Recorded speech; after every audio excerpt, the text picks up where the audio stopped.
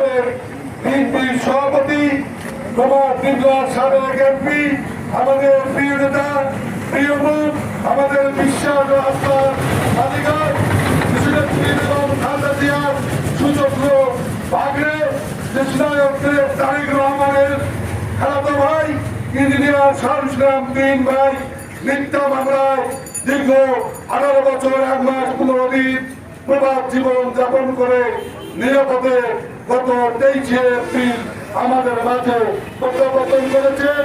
দেশের আইনের প্রতি শ্রদ্ধা রেখে গত 29 এপ্রিল তিনি ঢাকার কারাগার করে আত্মসমর্পণ করেন। আমরা ভেবেছিলাম এই কেয়ারটেকার সরকারের অধীনে আমরা সুবিচার পাবো, কিন্তু এখনো ব্রিটিশ সরকারের দোসররা বড় বড় পদে আসীন দেখায় আমরা ন্যায় বিচার থেকে বঞ্চিত হয়েছি। আমাদের প্রিয় নেতা ইঞ্জিনিয়ার শাহরুখ ইসলাম তিন ভাইকে মিথ্যা মামলায় জামিন নামঞ্জুর করে কারাগারে প্রেরণ করা হয়েছে, যার জন্য নিম্না উপজেলা জিয়া পরিষদের পক্ষ থেকে আজকের এই মানববন্ধন থেকে আমরা বলতে চাই অনতিবিলম্বে আমাদের প্রিয় নেতাকে জামিন দেওয়া হয় নিঃশর্ত ভাবে আমাদের মাঝে ফিরিয়ে দিন, না হলে নীলফামারী জেলাকে আমরা অচল করে দেব।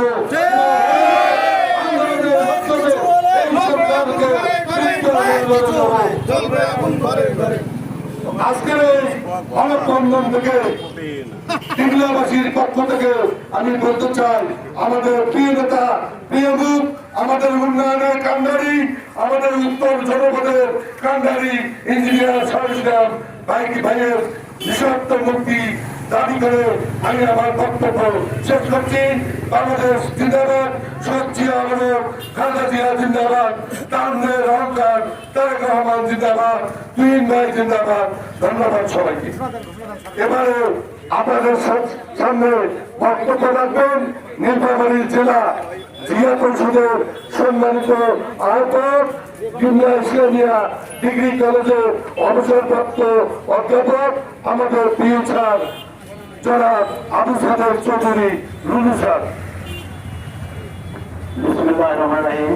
সংগ্রামী টিগলাবাসী, আসসালামু আলাইকুম। বন্ধু ভাইরা আদাব। আপনারা জানেন নীলফামারীর উন্নয়নের উপকার তিনি গত বিএনপির আমলে অক্লান্ত পরিশ্রম করে গেছেন এই গোটা নীলফামারী তথা ডোবা জেলার উন্নয়নের জন্য। যে উন্নয়ন 17 বছর হয় নাই, সেই উন্নয়ন শাহরুখ ইসলাম চৌধুরী অল্প সময় করে গেছেন। সেই শাহরুখ ইসলাম চৌধুরী এবং যারা ভাগ্নে আজকে 18 বছর 2 মাস 1 মাস 15 দিন সুদূর আমেরিকায় তার বিরুদ্ধে যে মামলা দেওয়া হয়েছিল, মিথ্যা মামলা, মঈনুদ্দিন হাসিনা প্রতিষ্ঠা, সেই মামলার কারণে সুদূর আমেরিকায় ছিল। গত 5 তারিখ সে ঢাকায় আগমন করে সেখানে হাজার হাজার লোক তাকে বিমানবন্দরে অভিনন্দন জানায়, শুভকামনা জানায়। তারপরে নিয়ম অনুযায়ী আইনের প্রতি শ্রদ্ধা রেখে কোর্টে হাজিরা দিতে গিয়ে এই সরকার, আমরা ভাবছিলাম যে এখনো আইনের শাসন প্রতিষ্ঠিত হয়েছে, কিন্তু এখনো আইনের শাসন প্রতিষ্ঠিত হয় নাই। 11 কোর্ট কাছারিতে ওই হাসিনা প্রতিষ্ঠা বসে আছে, সেই জন্য তার জামিন মঞ্জুর হয় নাই।